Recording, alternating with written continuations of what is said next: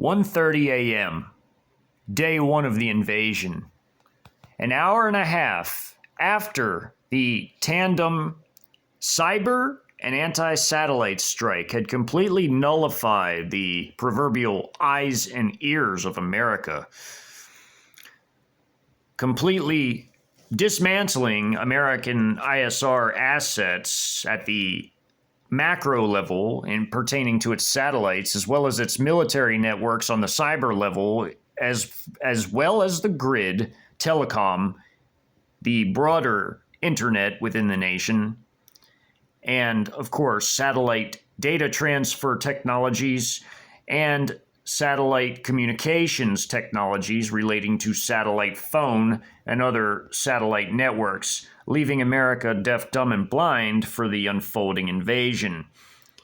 In many areas throughout the nation, including in the south central invasion sector, many battles were already in full swing, including in other areas where there were Trojan shock forces besides the 77th, which was in the North Texas, Southwest Oklahoma area of operations. Although the forces in the particular battle of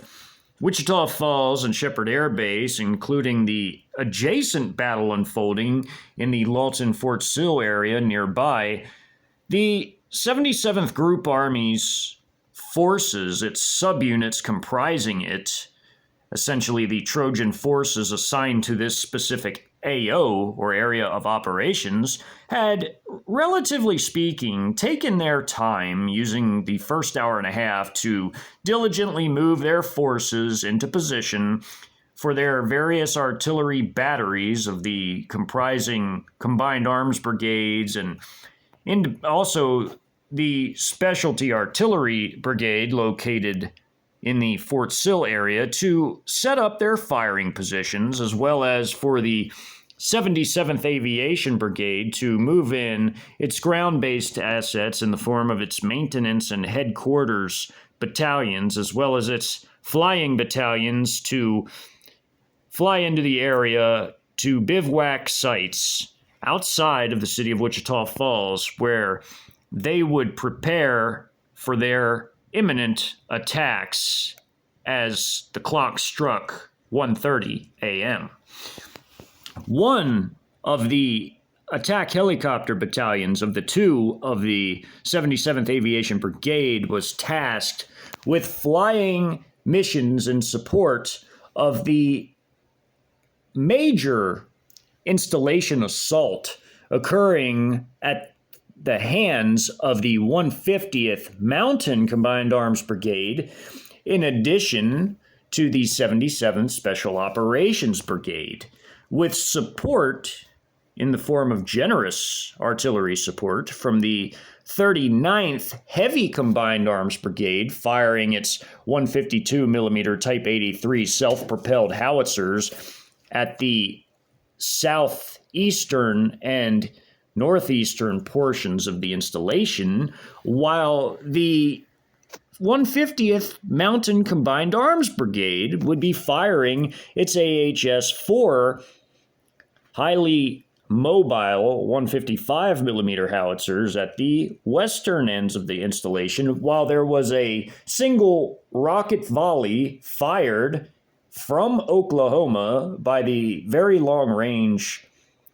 A300 300mm rocket systems equipping the 77th Group Army's artillery brigade operating in that area, lending its support not only to other units of the 77th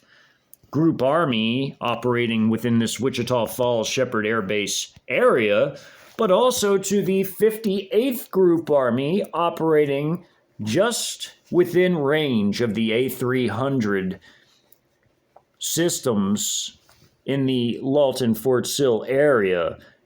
as Oklahoma City was just within range of these rockets. At the fighting that now broke out all throughout the Wichita Falls area itself, many armed civilians began emerging from their homes inside and outside of city limits, as of course it's well understood that Texas is one of the most heavily armed states in terms of civilian firearms ownership, therefore allowing for reactionary civilians in decent numbers at first, which more and more would arise to the challenge as time would pass even after the invasion. At first, it was thousands of them, but as time would go on, that number would grow. But the initial reactionary civilians that had no plan, no actionable intel, no understanding or knowledge of the enemy they were fighting and what they possessed and what their capabilities were, and certainly not being equipped with air defense systems or anti-armor systems, apart from the occasional Molotov-wielding armed civilians, these reactionary armed civilians were essentially amounted to a disorganized, sloppy mass of what could be somewhat considered a very light infantry type of force, although some of these civilians were better trained than others, some having had actual combat experience in the foreign wars of America, while others were highly inexperienced and threw themselves into dangerous situations and predicaments whereby they would often be hit first before they could even see their enemy, more often than not. As 130 struck, the artillery battalion of the 139th Heavy Combined Arms Brigade operating in this area opened fire on different armed civilian pockets with its PLZ-05 155mm self-propelled guns or self-propelled howitzers, firing at two groupings of roughly 200 apiece that cropped up in the very southwestmost portion of the urban area of Wichita Falls and its outer suburbs and semi-rural areas along Beaver Creek here. And the armored and one mechanized infantry battalion of this element had assaulted them group by group, destroying each pocket as they went about their initial operations of clearing this large road junction and rail junction of any and all armed resistance whenever and wherever possible. And as this grouping was hit, these 400 here would merge with another group being hit, which was another 200, and they would all retreat to an area as the artillery strikes were meant to essentially either whittle down or herd these armed civilians into larger clusters to be annihilated altogether, would rush to join up with others that cropped up within the city itself, north of Lake Wichita and south of the bisecting Wichita River, which ran through the exact middle of the city, bisecting it from northern and southern portions. As this occurred, two trainer aircraft, the supersonic T-38C Talons, were airborne at the time of the anti-satellite and cyber strike, and as their communications were down, they could no longer contact the air traffic control of the installation, or really any for that matter, in the North Texas region, as they had lost all their communications and were trying desperately to figure out what was going on and how to make a safe landing, like many other airborne American aircraft at the time of the invasion. However, as their relatively lengthy training flights as the tandem anti-satellite and cyber strike occurred, and they stayed airborne for roughly another hour and a half, the J-10s were now arriving to the area with scores of other enemy aircraft flying on to further afield areas such as Oklahoma and Kansas. As these J-10s, this one squadron of which assigned to this specific area, were armed with air-to-air weapons as they were acting in their ordinary role as a fighter and not armed with any ground attack munitions, minus a few 500-pound munitions, they fired their PL-12 air-to-air missiles with a 62-mile range as they closed on their targets, taking into account the distance, the speed, and fired their missiles upon getting a good lock. And these missiles were radar seeking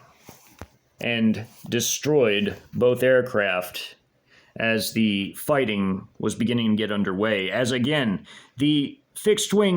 the Air Force assets of the PLAAF had shown up at approximately around 1:30, just as they timed their initial assaults to be carried out.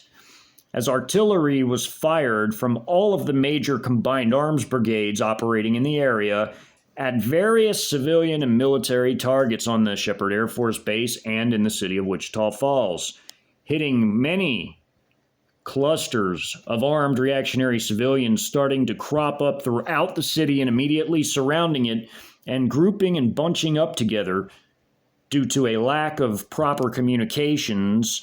forcing them to try to come up with ad hoc plans or how they were going to fight back, and there just was no time for them to do such things in nearly all cases, and therefore they were slaughtered immensely rapidly. The 40th Mountain Combined Arms Brigade, having shelled this grouping of 400 armed civilians, as well as their 2 light tank brigades with Type 15 main battle tanks as their light tanks, as well as their armored infantry forces equipped with the new VN-20 infantry fighting vehicles and Type 89 armor personnel carriers. 3 battalions surrounded and destroyed this large group with their immense artillery support from their ANS-4 155mm artillery howitzers. As this occurred, most of the bomber squadron proceeded north to the Fort Sill battle, although 2 had again peeled off to aid in the capture and destruction of much of Sheppard Air Force Base, although 1 would be completely diverted and turned away instead to the Fort Sill battle, needed far more up there than here, whereas only 1 would actually be utilized in the battle occurring on the installation itself. The 55th Light Combined Arms Brigade, using primarily wheeled WZ-551 APC and IFV versions, as these were light infantry forces with light artillery and light air defense assets, like the HQ-7Bs, which were wheeled short-range air defense missile vehicles, assaulted and destroyed their first civilian pocket of roughly 180 armed civilians on the easternmost side of the city, as well as 2 battalions moving further south to surround and destroy an additional 620 armed civilians here under artillery fire before advancing to capture the vital state highway of 281 at the southern entrance of the city. This all occurring, all of these encounters with armed civilians that have been mentioned up to this point, from here, up here, as well as here, and even here, and the shelling of these here, and the assault on them after these were destroyed right off the bat within 30 minutes.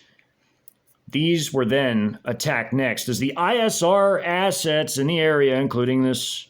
orbiting WZ-8 high-altitude stealth reconnaissance drone, were finding all of these clusters of armed civilians in addition to the units and their roving squad and platoon level quadcopter recon drones, and coordinates were radioed in for immediate artillery strikes, in addition to directing all of these forces on where to go to engage them and how to engage them, as in cordoning and sweeping whole areas of them. As this was breaking out, the 39th Heavy Combined Arms Brigade contributed largely to the civilian fighting dedicated to destroying many of these armed groups, while also dedicating much of its artillery support from its artillery battalion to hitting specific military targets on the eastern end of the installation, as well as armed civilians with some of its other comprising batteries of its artillery battalion, while the Special Operations Forces rushed in. The 55th Heavy Combined Arms Brigade did the same in this area as well. And as did the 139th Heavy Combined Arms Brigade, and, of course, the 40th Mountain Combined Arms Brigade here. All of this fighting against all these civilians, except for here, here, and here, which were some of the last portions of the whole battle, all occurred within the first hour and a half. So they ended at 3 a.m. with the last bit of fighting going on until 4 a.m., including this large cluster of civilians herded into the area by being pursued by elements of the 139th Heavy Combined Arms Brigade, in addition to the artillery strikes gradually forcing the survivors to band together into a 1,200-strong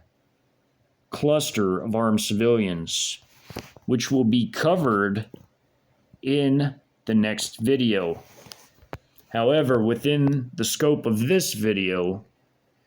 before these armed civilians are engaged adjacent to Lake Wichita in the southern part of the city, as well as these last civilian pockets of 400 running here in downtown and this 200 cluster here being destroyed by aviation assets, as well as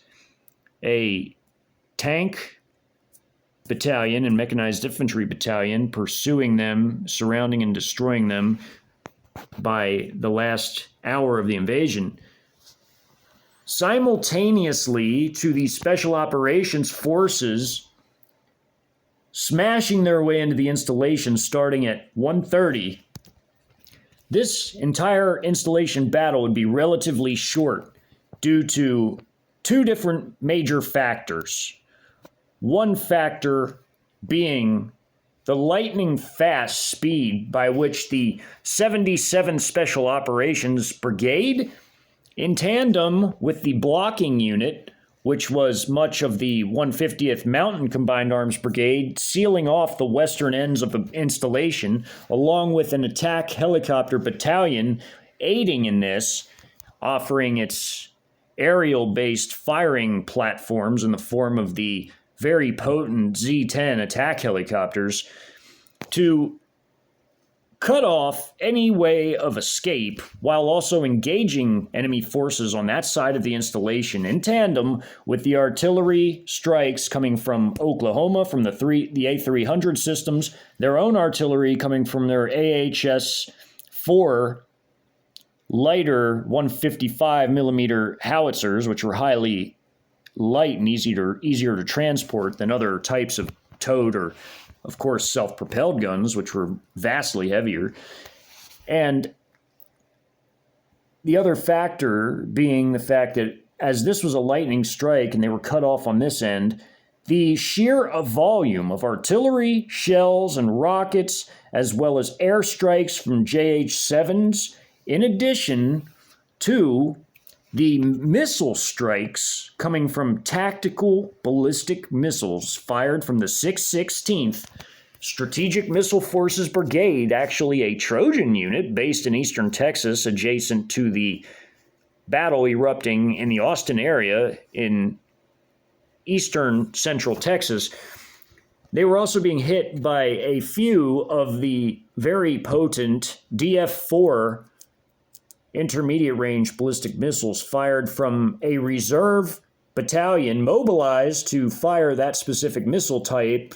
reinforcing the already active duty brigade of the Eastern Theater Command of the Strategic Missile Forces back in China. Additional battalions had been mobilized to reinforce and bolster these brigades, enlarging them as these reserve forces were mobilized along with their assets pulled out of storage to be utilized in this massive invasion campaign. As many of these reserve battalions, in addition to the active battalions already comprising the brigade, which fired the newer missiles and more advanced systems, these older battalions fired either widely mass-produced cruise missile types such as the DH-10As, which were a fairly long-range subsonic cruise missile, or they fired the older ballistic missile systems like DF-2s, 3s, and 4s, which were brought out of storage specifically for their use as these battalions were assigned to them, and they were fitted with very powerful conventional loads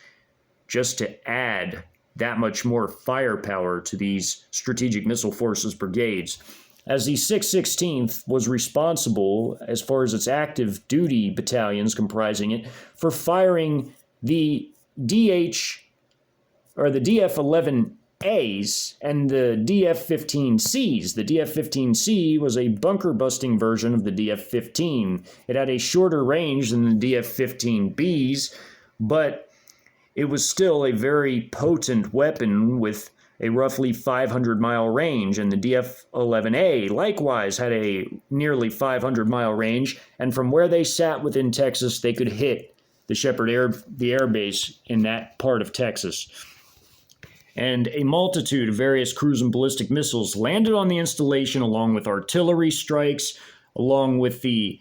local strikes from mortars, CH-901A loitering munitions, and FPV drones fired by the heavy weapons and headquarters battalions, respectively, as the headquarters battalion had the loitering munition drone sections, which fired their TEL-like 48-tubed CH-901A drones, whereas the heavy weapons battalion had its different companies, with each company having a drone platoon for the FPV drones, which were a kamikaze quadcopter drone with a munition on it, essentially, which could hit and destroy vehicles from the top down or clusters of small groups of infantry soldiers. And they also were responsible for the armed robots, the four-legged robots that had heavy anti-materiel machine guns atop of them, as in the 12.7 millimeter machine guns, which offered considerable mobile fire support for the troops on the ground, as these could move ahead of the troops and not only recon areas and eliminate enemies in front of the troops, but were like a mobile machine gun position in a way, sort of like how the vehicles acted as such with the turret gunners. But these were smaller and more nimble and relatively quick robots that could get into areas that some vehicles just couldn't, like rubble piles and other confined spaces. This aided the troops on the ground drastically as they moved forward into uncertainty with heavily rubbled and shelled and annihilated structures and areas of such. While the Battle of Sheppard Air Force Base was going on in the east and northeast, by the end of the runway, as shown in the previous video, as the leading companies comprising these battalions, these 6 regular combat battalions of these special operators, as they moved into the installation with rapid speed, the spearheading companies conducted much of the combat, eliminating the subordinate companies comprising the 1st of the 22nd Battalion, as well as the HHB, the Headquarters of Headquarters Battery, comprising the command elements of the 434th Field Artillery Brigade. as well as base security forces, and we're now engaging the first of the 79th, more base security, and also now, by this point, elements, along with base security, elements of the remains of the 80th and 83rd training wings, as well as the first of the 31st Battalion of the 434th Field Artillery Brigade, a training unit, a TRADOC unit that had been given M109 A6 Paladin self-propelled guns, as well as the first of the 40th Battalion, which itself was nearly annihilated by the rocket strikes coming in from the very potent A300 rocket systems of the MLRS long-range 300mm rockets hitting the central and northern portions of the installation. As all of that was occurring, the 150th Mountain Combined Arms Brigade and 3 of its mechanized infantry companies, along with its artillery battalion, giving it fire support into the installation, and a light tank battalion moving into the area, considerably a large force, cordoning the western portions of the entire installation, along with help from the one of 2 attack helicopter battalions sent in from the 77th Aviation Brigade to provide fire support, was now rapidly engaging armed civilians and cordoning the western portions of the base and engaging enemy forces in the form of American base security, elements surviving of the 1st of the 40th, and, of course, the 1st of the 31st, taking heavy artillery fire, as indicated by these dashed lines, dashed red lines, as well as fire from the attack helicopters moving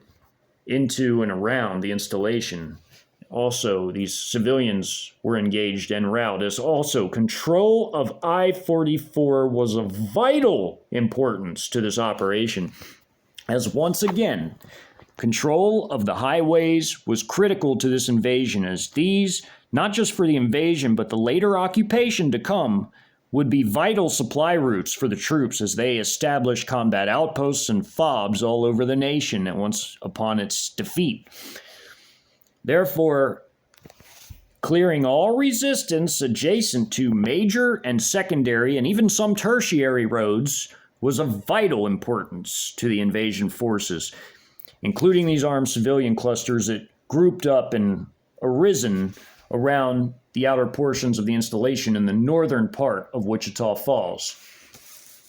As shown in the previous map of the northeastern portion of the installation, as the Special Operations Company pictured, only one company of many, of just one battalion, spearheading the attack in this specific part of the installation, with other companies of other battalions spearheading attacks in other parts of the installation, under heavy tactical ballistic and now cruise missile strikes as 2 a.m. was striking, and nearby Club K and YJ-18C cruise missile systems were popping up and firing into the area from other parts of northern Texas or southern Oklahoma. The mortar strikes, FPV drone strikes, CH-901A loitering munition strikes, tactical ballistic missile strikes, heavier artillery strikes, like here from the 152mm artillery howitzers, the Type 83s, fired by the 39th Heavy Combined Arms Brigade, in addition to the airstrikes from these JH-7s, each dropping 4,000 pounds worth of munitions, of 1,000-pound munitions apiece, 4 of them apiece, with the ground forces and their robots armed with 12.7mm heavy machine guns, as well as ground troops armed with man-portable anti-armor and anti-tank systems, whether it was the anti-armor RPG systems, the Type 69 Chinese RPGs, or whether it was the HJ-08 man-portable wire-guided anti-tank missiles,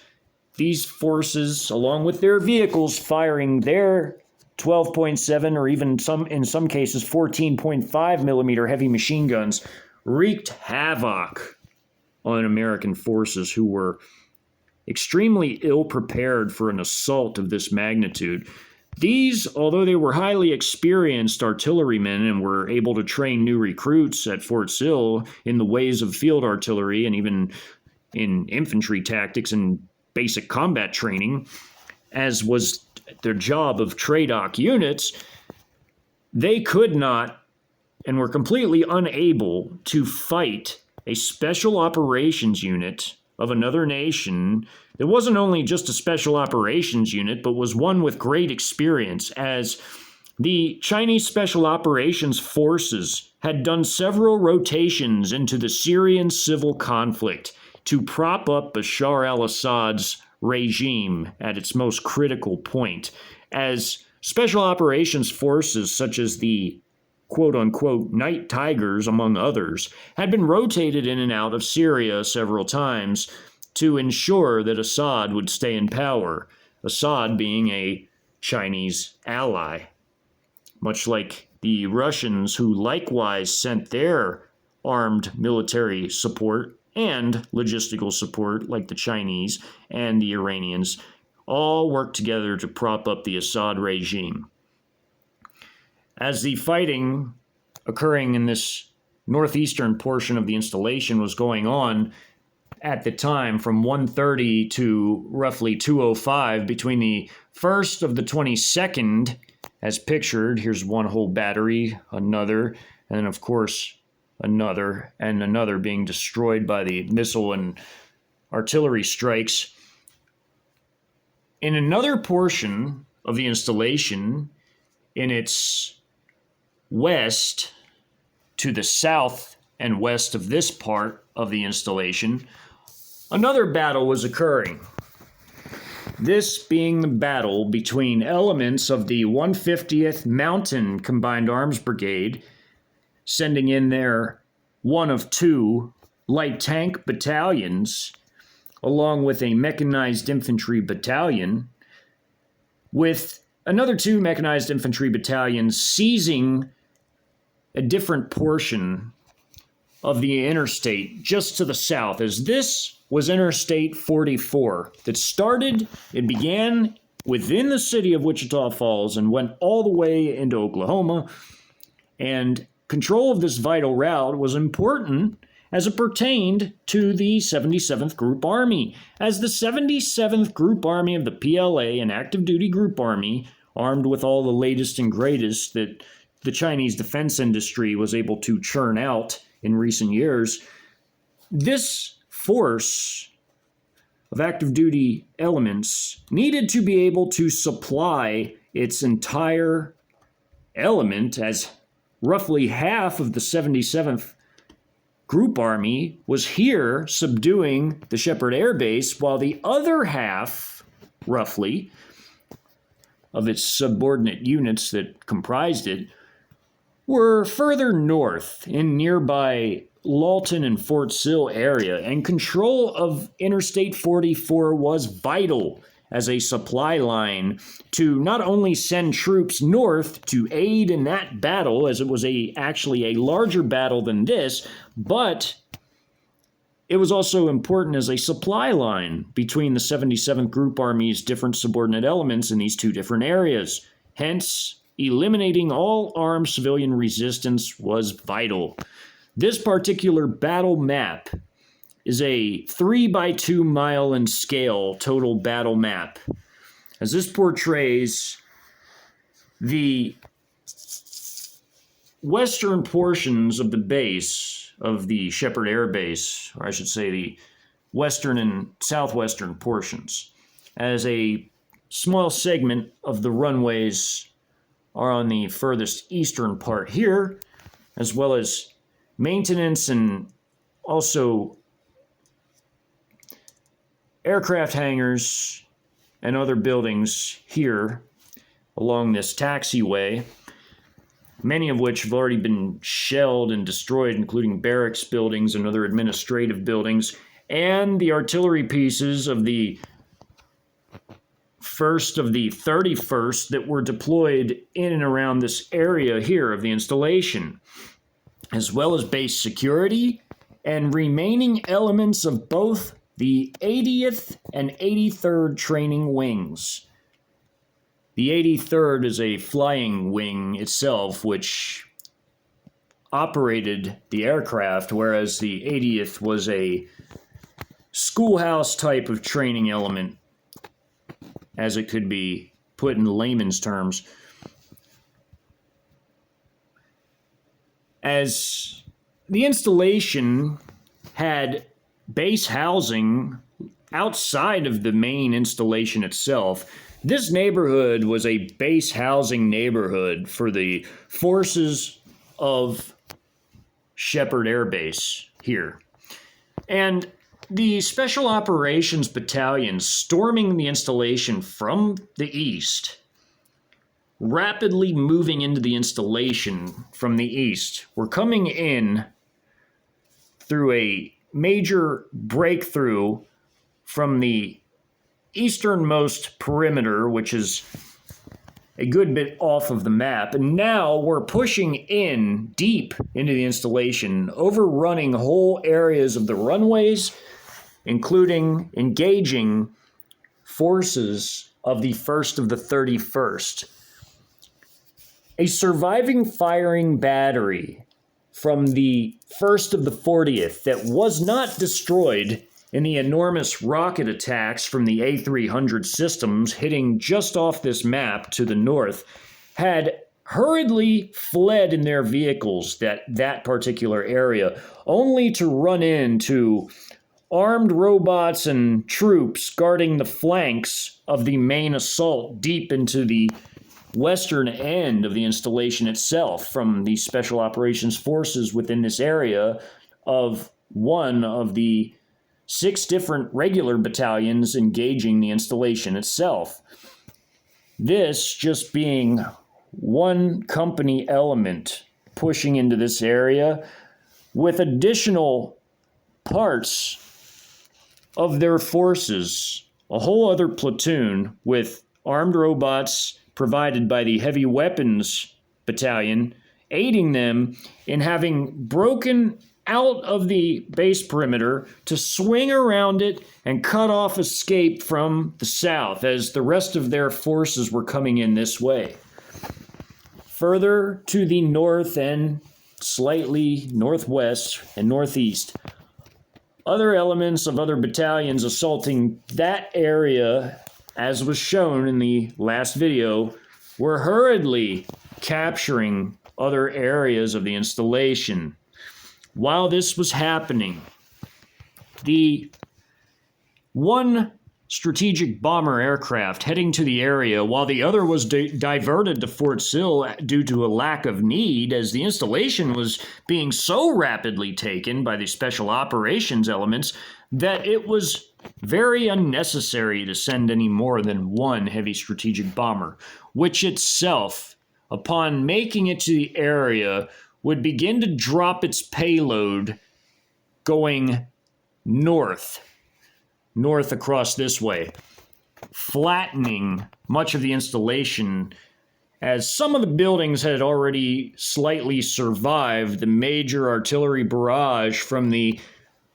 150th Mountain Combined Arms Brigade firing into this specific area of the installation with their 155mm AHS-4 artillery howitzers, 155mm, which has smashed many barracks buildings and other administrative buildings on the installation, as well as dispersed field artillery howitzers of the 1st of the 31st firing battery, including 2 here, 1 here, with their FAST Vs, or Field Artillery Supply Vehicles, and even their FDCs vehicles, which was essentially an M113 high top, as some called it, as was essentially it looked like an M113 armored personnel carrier, but had a higher roof in the back. It was a FDC vehicle. they were all smashed in the enormous artillery barrage occurring here, along with these barracks buildings and administrative buildings within this particular part of the installation as a whole. Imminently, artillery shells began to fly in again to this area, as these buildings were already smashed by artillery strikes, with this one badly gutted. To finish off this building, as well as to conduct a type of area denial to prevent forces from escaping, as again, one platoon of this company, now advancing, the spearheading leading company of one of the battalions spearheading the attack into this part of the installation, had one of its platoons break off and cut off escape from the south, as there was a gate right here into the installation. They broke out of the installation, checked the area for any escaping forces from the installation, and came around to assault the perimeter, as there were ample base security forces at the perimeter of the installation attempting to put up armed resistance, as this platoon of 5 total squads, along with aid from the Heavy Weapons Battalion, sending them 5 armed quad-legged robots with 12.7 millimeter machine guns to the area to aid and assist them in suppressing the perimeter forces still holding the perimeter in this particular area, while likewise cutting off any chance of escape, as there were 4 of the 5 squads here and 1 in a wedge formation bounding to the gate to engage these forces from this side, while artillery was pounding the area right around them, destroying this MRAP that was right here with a M250 cal machine gun in the turret. Many of these MRAPs were heavily armed with either that or a Mark 19 belt-fed 40 millimeter grenade launching system. These numbers on these buildings indicate how many personnel are inside. The red around that means that the Special Operations Forces entered the building and cleared it of all of this number of personnel in the building, doing the stack team like tactics as shown before in previous videos. 50 personnel in this building, 50 in this building. However, this building is completely surrounded in red, meaning it was destroyed completely by likely fire from either artillery or anti-tank guided missiles being fired from the attack helicopters, these Z-10 attack helicopters, China's most advanced attack helicopter, essentially, which could fire rocket pods, 57 millimeter rockets. It could fire a different array of different rockets and anti-tank guided missiles, as well as its 30 millimeter nose cannon, but these were armed with the 57 millimeter rocket pods, as well as their HJ-10 anti-tank missiles, which were fired at buildings and clusters of troops and vehicles that could be seen and were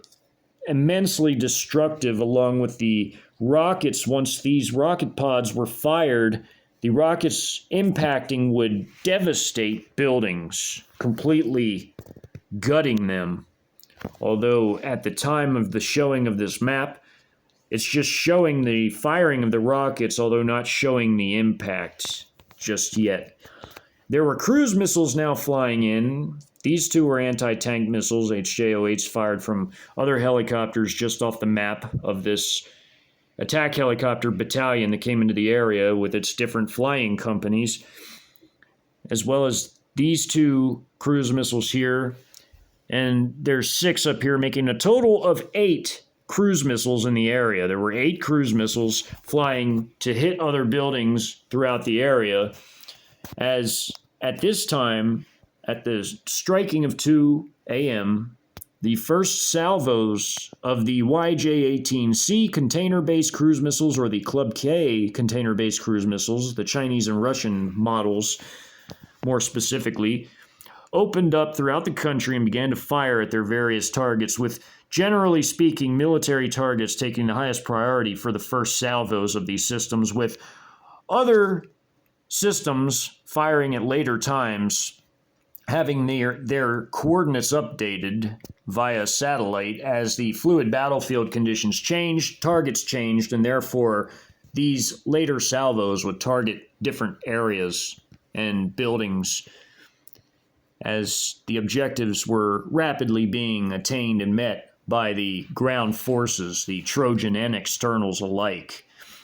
Within this particular map, in this off-base housing neighborhood, again, this being a 3 mile by 2 mile map in terms of its scale, this being I-44 right here, elevated as you can see with the underpass for the railroad here.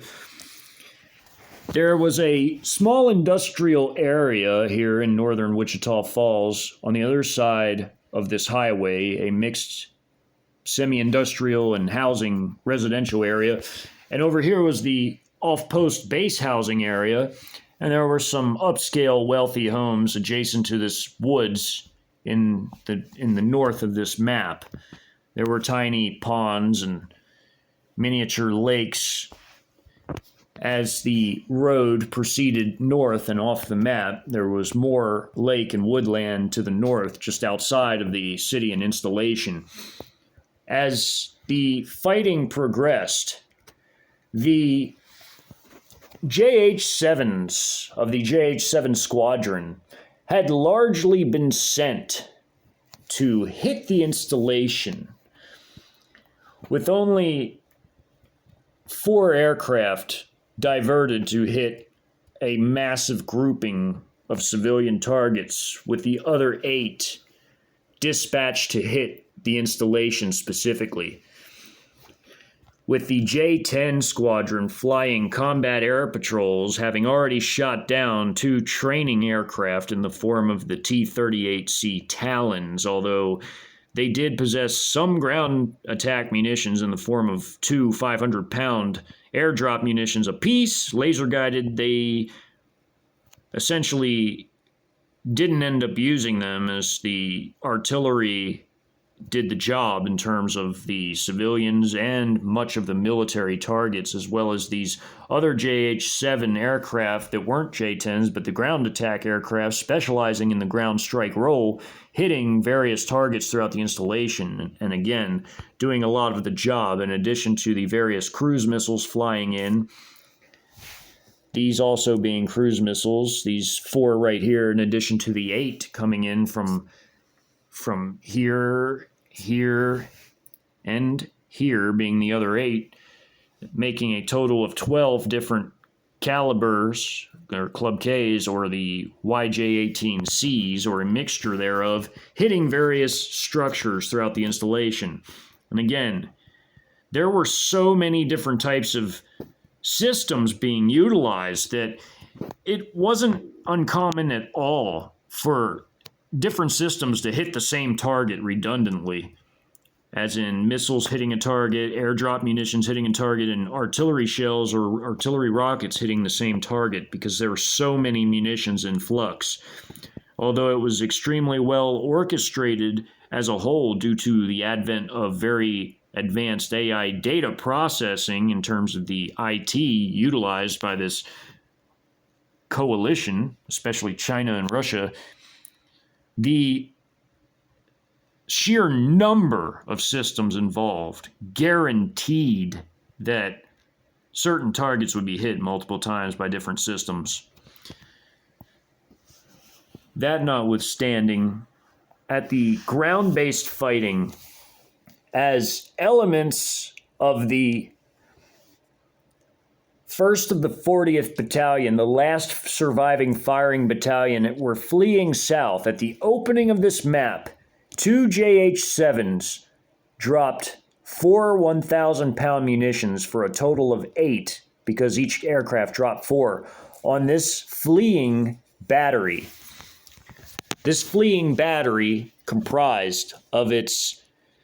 2 howitzer platoons and a portion of its headquarters platoon, as each howitzer platoon had 3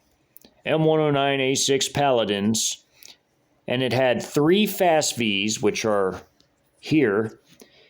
Here's the other 3 howitzers and the other 3 Fast Vs. All the Fast Vs were fleeing together, and 2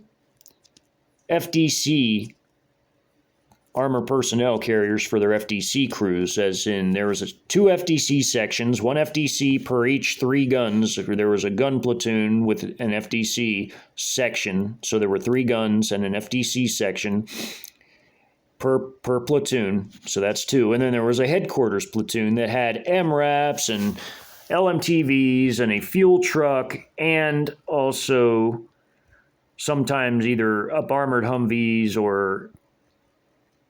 additional MRAPs to take their place. There were dismounted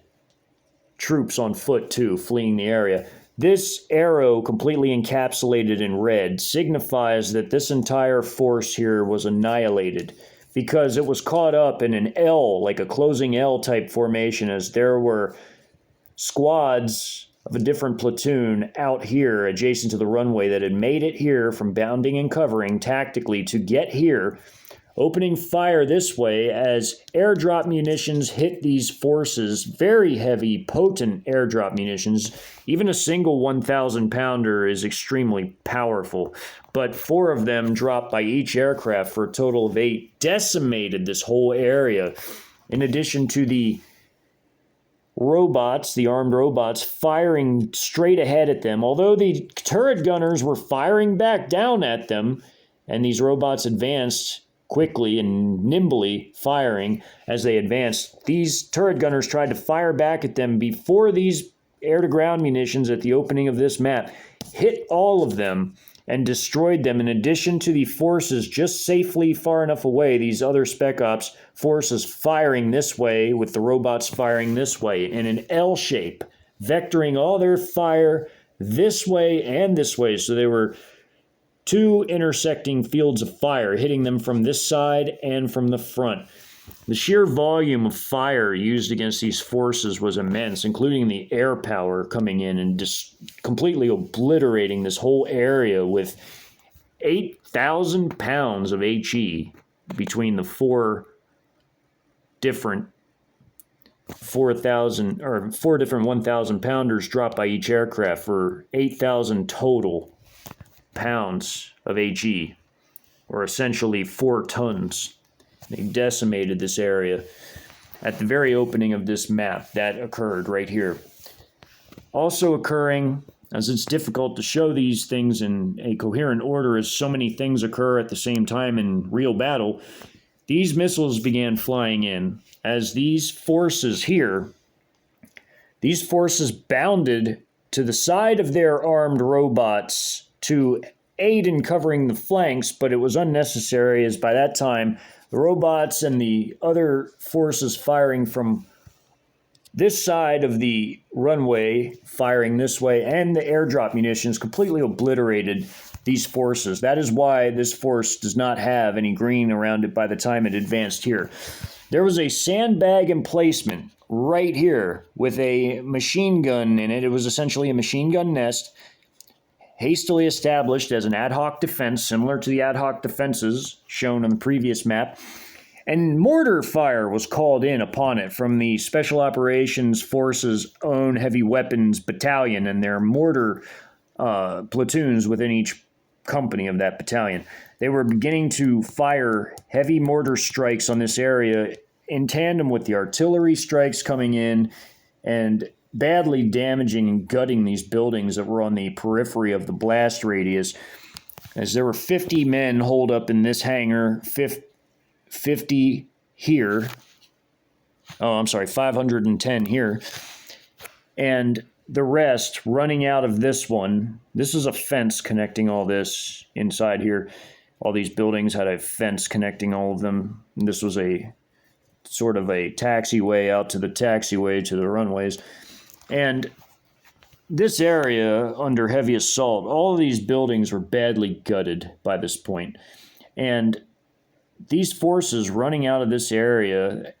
this group here are taking so much fire from the advancing special operators coming in, they turned around and went back into cover into this hangar right here. While these forces, these two squads, had run this way, because this was one squad, it was 8 men. American squads are usually about that size. These two squads of about 16 men ran out to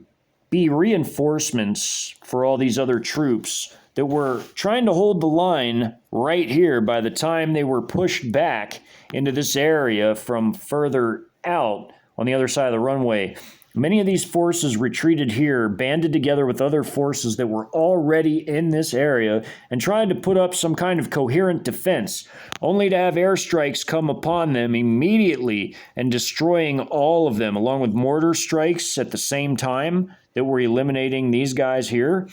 as well as the fire coming in from these special operations forces as they tactically bounded and covered.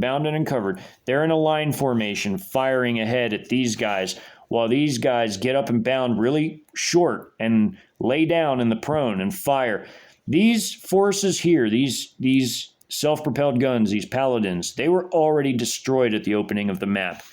They being hit by HJ-08 anti-tank missiles or the Type 69 rocket-propelled grenades, as well as FPV drones and CH-901A loitering drones that had already destroyed them before the opening of this map, including these clusters of troops here, these wedge formation American forces, these two squads. These were two squads in wedge formations that had attempted to conduct a limited counterattack as they bounded from this area, bounded and covered, and then they got engaged and destroyed early on before this map even really opened up. As these forces bounded into position, they took cover among the smoking hulk that was at one time a field howitzer, as well as these forces firing straight ahead this way as these airstrikes, mortar strikes came in, destroying all of them with the missiles in flight to hit other buildings and finish them off. This all happening at the very opening of this map. These were already destroyed. These troops are already eliminated. This airstrike was already coming in here with all the mortar strikes hitting in tandem with the artillery striking all at the same time. All of this happened at the same time. And these guys stayed a safe enough distance away as these airstrikes came in right before they did their first bounding and covering. These airstrikes wiped these guys out, although they still had to bound and cover as a matter of SOP for safety, just in case. They didn't know if there were any survivors that would end up firing back at them. So they did a short bound here, laid down, opened fire. These guys bounded a little further, laid down, opened fire. Then these guys bounded again, laid down, opened fire, and then so on and so forth. These guys did it again, laid down, opened fire. As all of this was occurring right here, and the artillery was coming in from the mountain, the 150th Mountain Combined Arms Brigade in the form of their 155 millimeter shells. These forces out here at the very opening of this map, this headquarters platoon of this light tank company out of the light tank battalion or light armored battalion of the 150th Combined Mountains Brigade were already smashing through this woods. They'd already plowed a whole line through this wooded area, smashing down trees and advancing through this area because they had seen armed civilians fleeing into the woods. And as you can see, they oriented their tank guns with, including their coax machine guns that were literally beside their main guns, as well as the turret gunners, were all oriented towards the wooded area and opening fire with their Frag-T anti-personnel shells, which are fragmentation shells, like their high-explosive frag shells with shrapnel, heavy emphasis on shrapnel, being fired at these armed civilians hiding in the woods in a fairly large number. There being a tiny lake in the woods here, there being armed civilians on this side here, as well as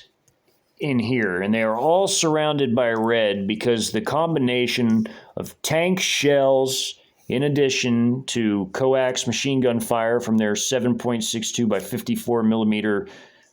coax machine guns, in addition to their heavy 12.7 millimeter turret gunners firing in here, had wiped out these groups of armed civilians. As their quadcopter reconnaissance drones surveyed the area for further intelligence, they continued to fire to ensure that the area was clear. As follow-up troops from this very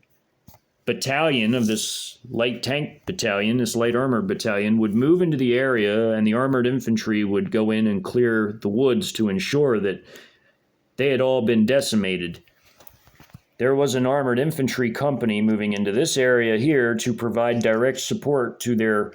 another armored company spread out on and off the map, along with, see, this being one combat platoon of an armored infantry company, and this being part of another, as there's an arrow here off map, and there's one here. This is for these APCs and IFVs moving into the area. VN-20 infantry fighting vehicles and the Type 89A armored personnel carriers. What occurred by the interstate, where there's an underpass for this road underneath I-44, which was elevated,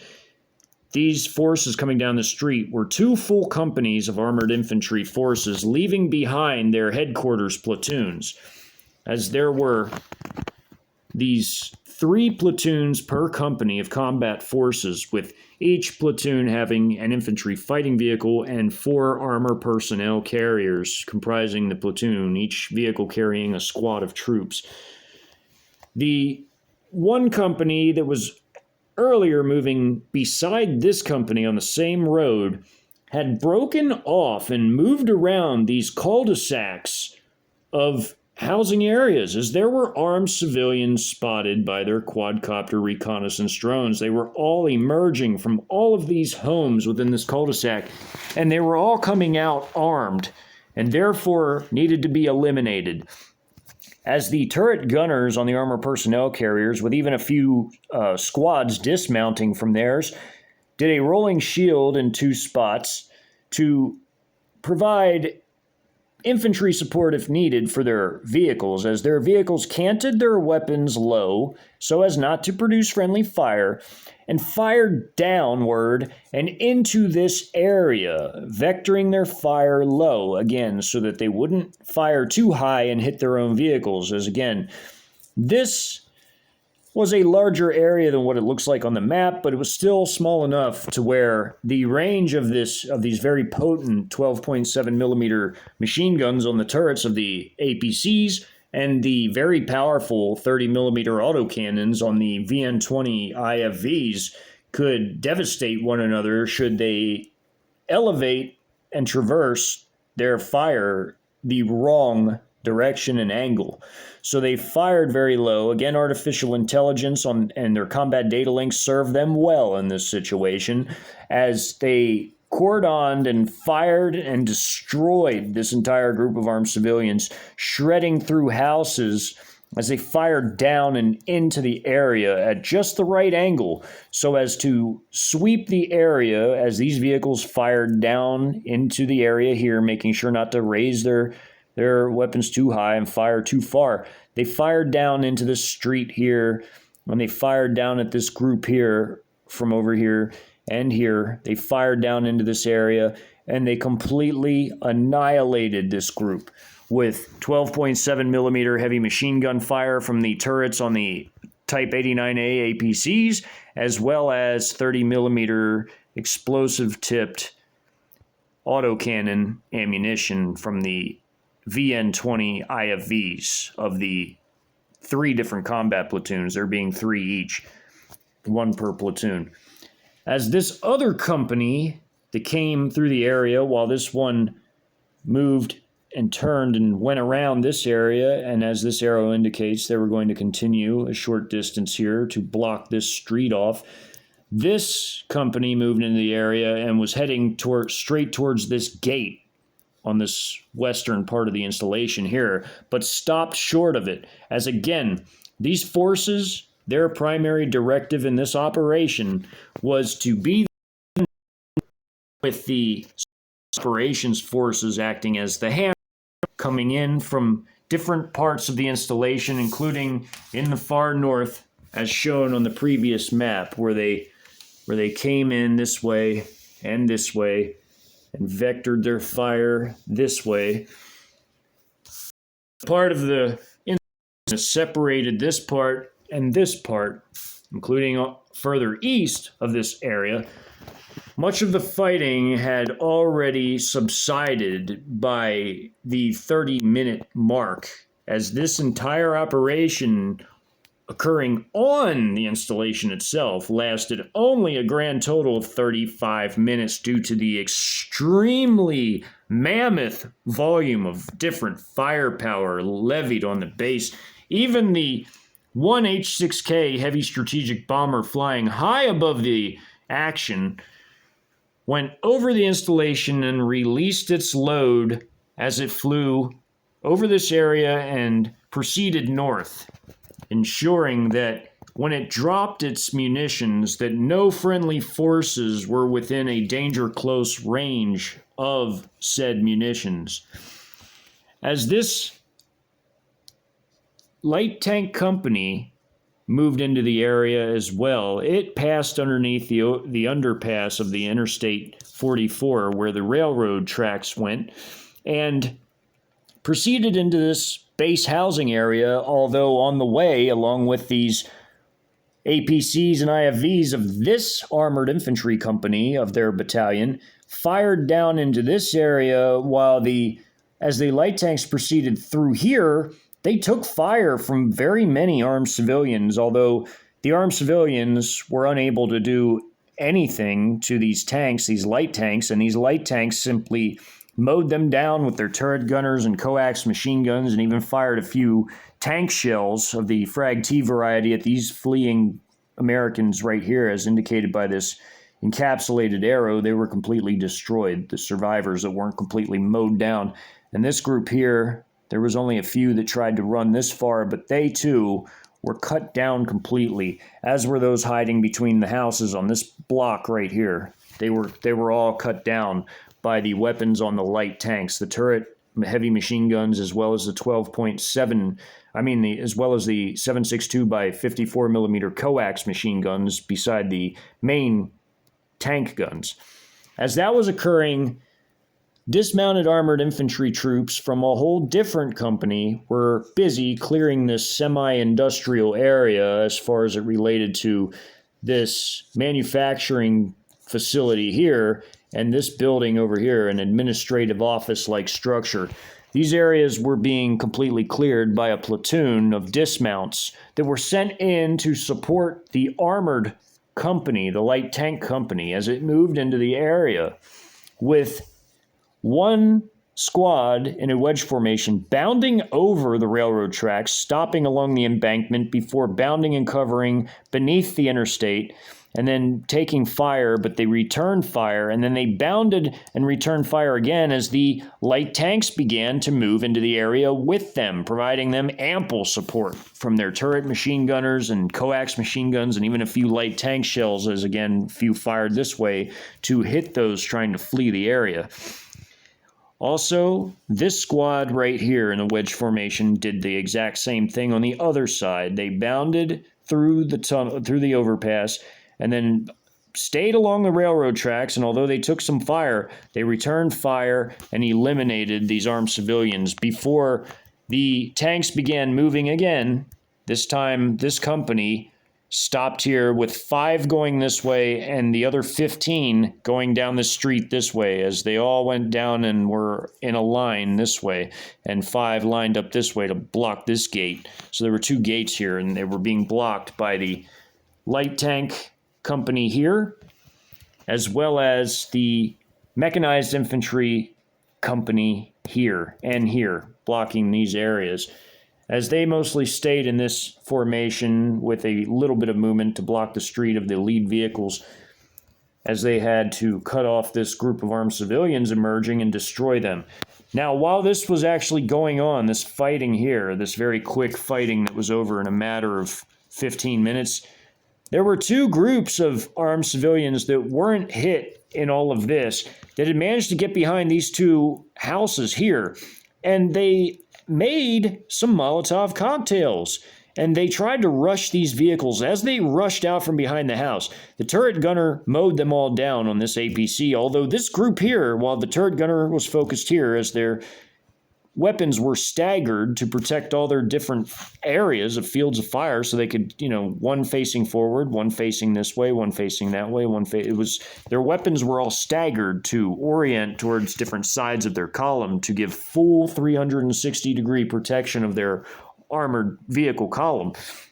Well, this turret gunner mowed down this group, although this group managed to get in and throw 2 Molotovs onto this APC here, which started a large fire as the flaming liquid seeped into the engine compartment through the crack where the engine compartment shuts, and started to catch fire on the hoses and different flammable items within the engine block, starting a large fire, causing the crew to bail out. Although the crew wasn't killed, they were injured by a pistol round fired into the leg of one of the bailing crew members by one of these civilians before this whole group was finally mowed down after this group was mowed down. All of this happening in an extremely fast amount of time. You have to understand, they're running at the same time, throwing their Molotovs. This group's getting gunned down, then this group next. It all happened extremely fast. And then when the crew bailed out, they, of course, ran into other vehicles for safety, allowing their vehicle to burn itself out before a armored recovery vehicle from its headquarters platoon further off the map would come and recover the vehicle and drag it out of the area. As all this was occurring, of course, these forces were firing into the installation from where they stopped. While up here, the same thing was going on. Light tank shells, coax MGs were being fired, and machine guns were being fired at these forces, these space security forces, and these forces of the 1st of the 31st that were dismounted and on foot or along the perimeter fence of the installation. There are 50 inside of this building here. These tanks were destroyed by all the artillery fire being just within the blast radius of it, terribly shredding these vehicles to bits, along with tank guns hitting others and infantry fighting vehicle fire, as well as turret machine gun fire from the 12.7 millimeters. There was one here at the gate in this parking lot area adjacent to the gate street here, and they were blasted and destroyed by artillery fire. The light tanks fired their 105 millimeter rifled tank guns and completely annihilated these MRAPs like it wasn't anything. They just shredded right through them and even flipped them over due to the high velocity of the shells tearing into it and blasting them. They were burning hulks of metal and smoking as the combination of heavy machine gun fire, infantry fighting vehicle 30 millimeter autocannon fire, as well as some anti-tank missile fire from the same infantry fighting vehicles, as they carried 2 HJ-9 anti-tank missile pods, as well as the 100 millimeter cannons of the VN-20 IFVs, which were very powerful and akin to a light tank gun, although it was a slightly lower velocity gun, but it could fire explosive HE rounds or fragmentation rounds at enemy targets, including lighter armored vehicles like MRAPs, and tear them to shreds. And all of this fire resulted in the annihilation of these lined up forces all along the perimeter, including MRAPs, trying to put up a fight, although they did engage these light tanks, as shown by the green, as well as here. When these light tanks ripped through this wooded area and came around here to block this street, they took fire, although no vehicles were destroyed by the M250 cal fire or the ground-based fire from small arms and a few AT4s. No vehicles were destroyed, although 2 were damaged, and only 1 over here was destroyed due to Molotov attack. As all of this erupted, as the cruise missiles earlier came in, and the attack helicopters fired their volleys of rockets and HJ-08 anti-tank missiles and 30 millimeter chain guns at the perimeter defending forces and buildings This building was annihilated by all the rockets fired, as well as the anti-tank missile fire, as well as the 30mm chain gun fire, eliminating these personnel along the perimeter, with some of the anti-tank missiles hitting vehicles like this MRAP and clusters of personnel and building. As this happened, these special operations forces, these armed civilians were hit by helicopter nose cannon fire right here, these four. And also, as these tanks moved in, they were engaged by a few surviving personnel at the fence, although they were annihilated shortly thereafter. And these special operations forces of just this platoon, they broke out of a portion of the installation to clear and seal off any escape routes from the south. And this force was firing early on. Again, all of this stuff was happening at the same time, where these units begin, where all units begin, the first things they do are all occurring at the same time. So this unit firing at this perimeter here as the artillery shell destroys this vehicle, as well as vectoring some of their fire here, so that as this robot vectors its fire here, as these two squads move in here, this is all happening at the same time. This was happening with the airstrikes and everything here, as well as up here, as well as everything happening here with this company having broken off of this two-company group coming through the underpass of the interstate. All of this stuff happened at the same time, where all the units begin at, and then all the movements that follow later happen at roughly about the same time as well. So like when these units were moving, these units were also likewise moving into position and fighting and moving. And all of this was happening at roughly the same time. So here, where these units began at 1:30 after a little bit past 1:30, about 1:45, because the battle began at 1:30, because this was really fast. At about 1:45, they were already here and they were fighting. And then by 2 o'clock, they had moved and shifted position here with this section, this squad providing security right here to watch this area just in case. With this one having gone in and engaged these forces here with the artillery, destroying this MRAP early on, and they engaged these forces and moved into this parking lot in this building right here that was still intact. They moved here to block this exit, while the robot moved and fired along with this squad vectoring their fire here. And this squad also vectored their fire here, all eliminating these security forces here before penetrating, breaking through the fence, and entering to clear this gutted building here. It was horribly gutted from all the artillery strikes. And then after that, their robot here had already moved into position after engaging forces here and moved in through this fence area that was now ripped open. And they started to move adjacent to their forces. As they cleared this building, the two squads came out and bounded with cover from their robot sitting right here. As their robot was right here, these forces bounded into this building to clear this building while their robot was guarding this area right here so that they could do so. This vehicle was already destroyed by fire from their anti-tank guided missiles from the attack helicopters, while these forces had cleared this building out, as this 180 surrounded by red portrays. Artillery was hitting here, and then they